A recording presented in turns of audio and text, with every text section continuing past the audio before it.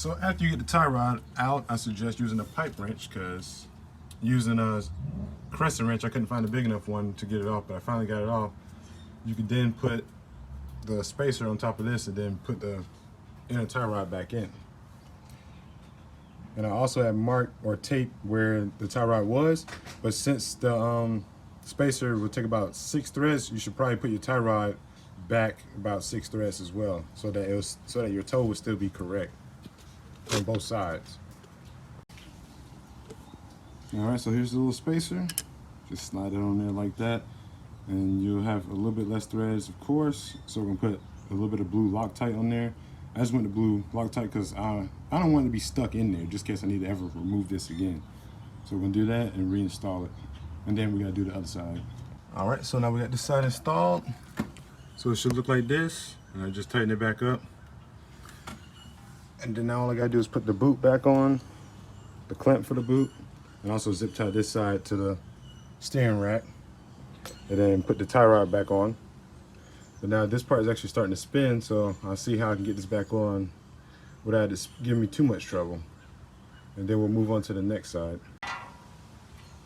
All right, I'm on the passenger side right now. This one is actually a little bit harder to get off because it has red Loctite all on it, because this side of my car was actually just repaired from an accident that I was just in a couple months ago. The car got T-boned and all these arms were replaced. So, I mean, you don't really need that much Loctite, but God. So we're gonna go ahead and install the spacer on this side, put everything back together.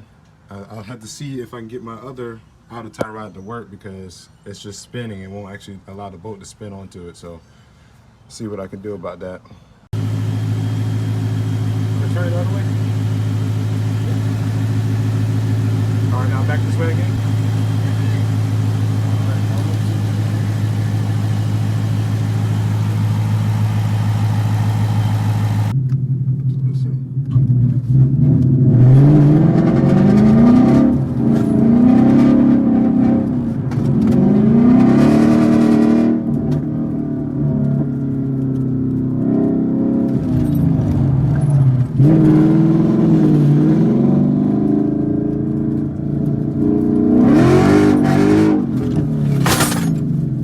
I got them tools back there.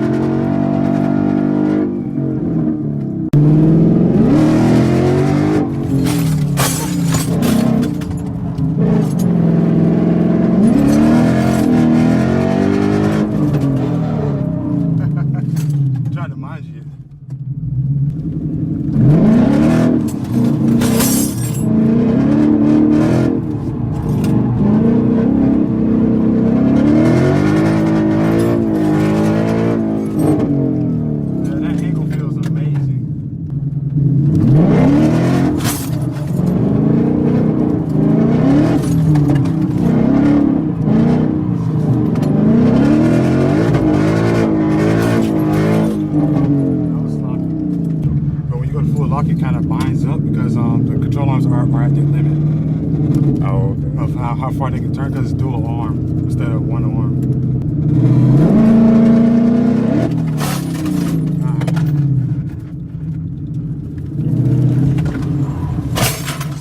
I just throwing that stuff around. Forget the tools. Your handbrake actually work. I don't really think mine does. Yeah, I tightened it up too, so that it would work.